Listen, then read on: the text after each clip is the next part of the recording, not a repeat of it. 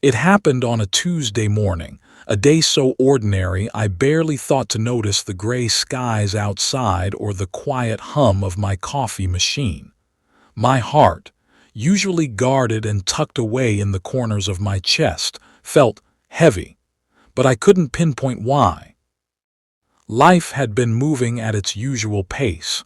Work, gym, the occasional dinner with friends. But something in me had shifted, though I couldn't see what. I had no idea that, in the most unexpected of moments, everything was about to change. The first time I saw him, I thought he was someone else. The cafe was packed with the usual crowd, the chatter of voices a soft undercurrent to the clink of cups and the hiss of the espresso machine. I was scrolling mindlessly through my phone, preparing for yet another uneventful day when a voice broke through the noise. It wasn't loud or demanding, just warm. "Hey, do you mind if I sit here?" I looked up, fully expecting to find some stranger seeking refuge from the cold outside or an acquaintance trying to avoid the awkwardness of small talk. Instead, I was met with eyes that felt like they saw straight through me, past the carefully constructed layers I wore. His gaze wasn't like any other. It was an invitation, a challenge, something far too intimate for a mere coffee shop encounter. And then, before I could answer, before I could do anything, he just sat down. I couldn't speak. It wasn't that I didn't want to. I simply couldn't. I wasn't sure if it was the sheer magnetism of his presence or the strange tug I felt in my chest. Something in the air shifted, and for a moment, I thought the entire cafe held its breath, as if waiting for me to react. But I didn't know how. How do you react when someone's very existence seems to rewrite the rules of reality? He smiled at me, his lips curving just enough to make me question everything I knew about myself. I'd never been one for spontaneity, but in that moment, I realized how desperately I wanted to throw away all the rules, to just dive in without thinking, without holding back. And then, with a glimmer of amusement in his eyes, he said something I wasn't prepared to hear. "You look like you're carrying the world on your shoulders." I froze, the weight of his words sinking deeper than anything I'd felt in years. The strangest part, he was right. I tried to laugh it off, telling him I was just tired, just overworked, just dealing with the usual stresses of life. But even as the words left my mouth, they felt hollow. There was a sharpness to them, as if I was performing, playing a part I no longer believed in. He didn't let it go. Instead, he tilted his head slightly, as if considering me, really seeing me for the first time. "No, I mean it," he said, his voice gentle, yet piercing. "You're not just tired. You're carrying something much heavier than that." His words landed like a blow. For a brief moment I wanted to run, get up, walk away, pretend none of this was happening. It was too much, too soon. But I couldn't move. It was like his presence had rooted me to that chair, as if the very air had conspired to keep me in place. I looked into his eyes again, searching for some sign that he was just making small talk, that this was some sort of weird icebreaker. But there was nothing playful about it. No humor. No judgment. Just the steady weight of truth. We were quiet for a long moment. The hum of the cafe, the chatter of the people around us, all faded into the background as I sat there, feeling exposed in a way I never had before. I didn't know this person, had never seen him before in my life, but somehow in the space between us, I felt like he knew me better than I knew myself. "What's your name?" I asked, barely hearing the words leave my lips. "Ezra," he replied, his smile softening, the edges of his mouth curling upward with a hint of something almost shy. "And you are?" I hesitated, caught between the weight of his gaze and the strange connection I felt pulsing through me. "Lena," I finally whispered. It felt strange, saying my name out loud as if I had just now remembered who I was. And that's when it happened. That's when I felt it. Not the casual spark of attraction, not the fleeting connection you feel with a person you're drawn to, but something deeper, something seismic. It was a quiet jolt, a crack that split the surface of everything I thought I knew about myself. In that moment, sitting across from this stranger who seemed to understand me in ways I couldn't comprehend, I realized I'd just taken the first step into a world I was terrified to enter. A world where I wasn't who I thought I was, where the very fabric of my identity was unraveling. The silence between us stretched, and it felt like time itself had stopped. I wanted to break it, to ask him what he meant, to dismiss the overwhelming feeling that was slowly creeping into my chest. But I didn't. I couldn't. Ezra's presence had woven itself into the fabric of my mind, and suddenly, everything I thought I knew about my life, my choices, my preferences, even my past, felt like a lie. The weird thing was, I didn't want to fight it. It wasn't fear I felt.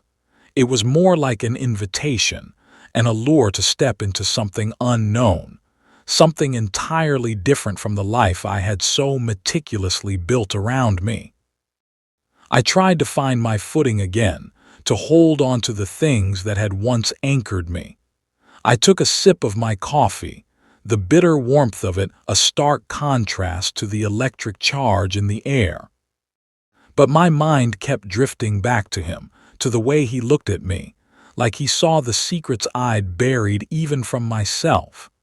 I wasn't sure if I wanted to pull away or lean in closer, to figure out how he had managed to disarm me so effortlessly. My pulse raced as I tried to make sense of it all. "Are you always this intense?" I asked, attempting to shift the conversation to regain some semblance of control. The question felt absurd the moment I said it, like I was trying to cage the very thing that had me so captivated. Ezra didn't laugh, though. He didn't look surprised or flustered. Instead, he just smiled softly, his eyes never leaving mine. "Intense is one way to put it," he said, his voice almost a whisper now, like he was sharing a secret. "But I think we're both hiding behind masks, Lena. We all wear them. But the problem with masks is that they don't let you breathe. They don't let you be who you truly are." A chill ran through me at his words, and my heart skipped a beat. It was like he was reading my mind, like he knew about the walls I'd built around myself over the years, walls I'd put up to protect myself, to shield me from the very vulnerability I now felt.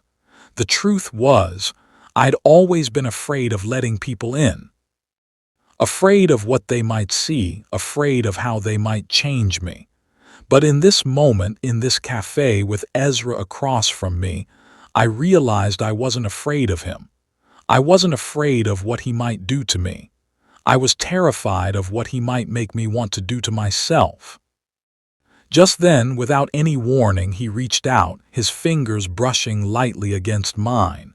It wasn't a grand gesture, no sweeping romance. It was simple, casual even. But in that small touch, everything shifted. My breath hitched and my pulse quickened. I wasn't sure if I wanted to pull my hand away or hold on to his forever. And that's when the shift happened. The moment when everything I thought I knew about love, desire, and identity unraveled. Because in that brief, fleeting moment of contact, I realized that I wanted more than just his touch. I wanted to know who I was when I was with him, who I could become in the world he was offering.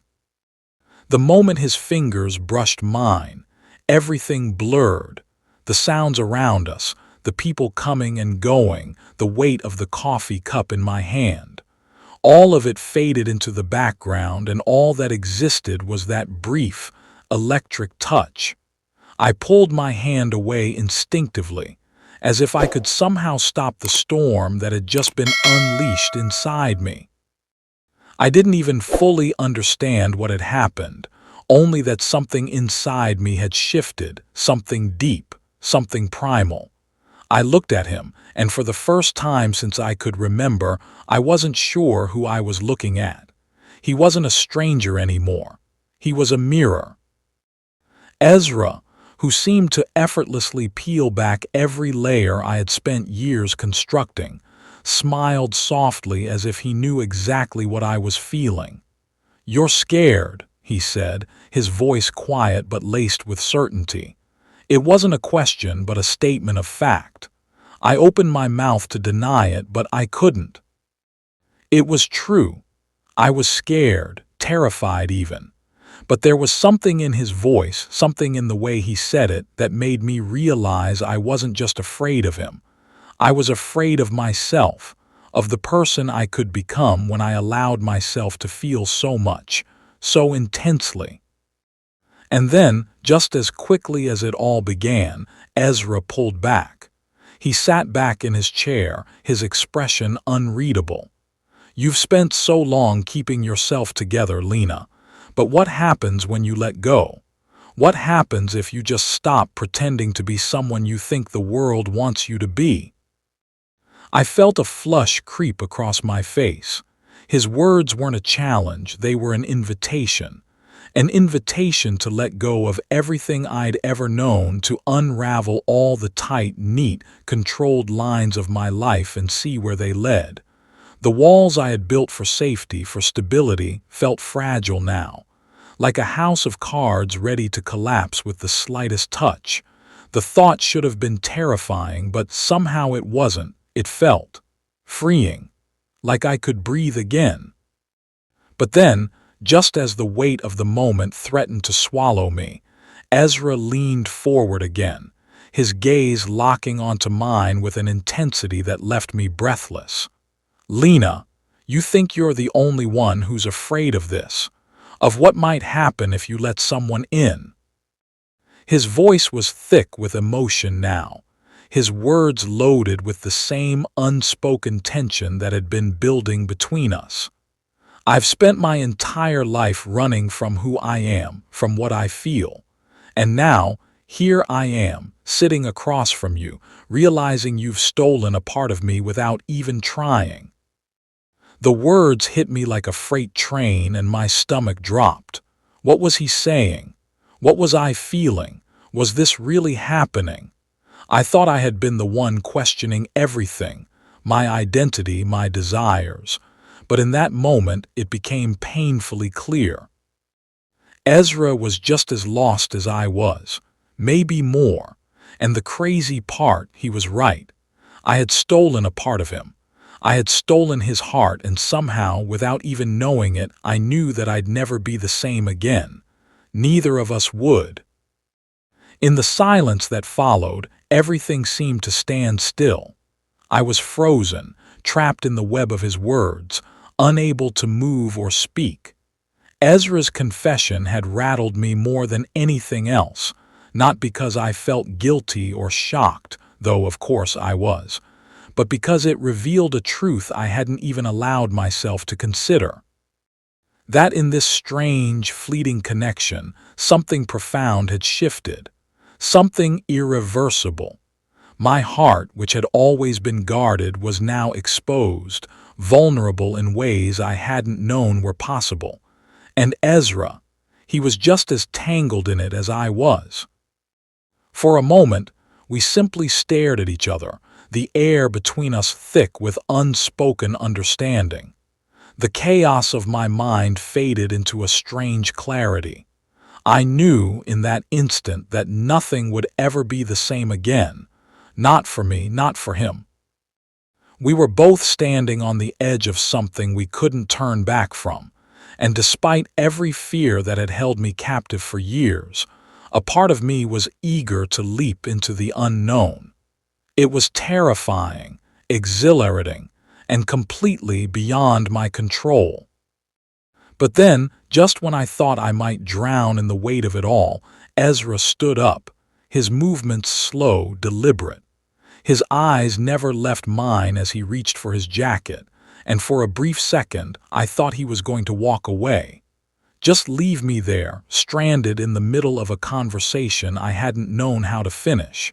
But instead he stepped closer, his presence overwhelming in the most intoxicating way. "I told you," he said, voice low, his breath warm against my skin. "You're not the only one who's scared. But sometimes you have to embrace the fear. You have to let it break you open, let it show you who you really are." And just like that, in the quiet aftermath of his words, I understood. I understood that love wasn't just about desire, wasn't just about the physical pull between two people. It was about vulnerability, about letting yourself be seen in all your complexity, your mess, your flaws, and finding someone who would look at you and say, "I see you, and I want all of you."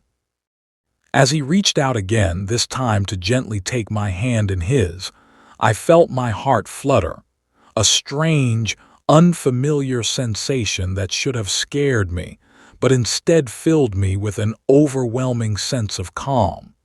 He had stolen my heart, yes. But in doing so, he had given me something I hadn't even known I was missing. A chance to be real. A chance to finally breathe. And just like that, everything I had been holding on to, every fear, every doubt, every expectation of who I was supposed to be, crumbled away. I smiled softly, knowing that nothing, no matter how much I tried to resist, would ever bring me back to the person I once was. The person who thought she could keep her heart hidden away. Because in that moment, with Ezra's hand in mine, I realized that I was no longer afraid, not of him, not of us. I was only afraid of how much I needed him, and how, somehow, we were both about to become something we'd never expected. Together.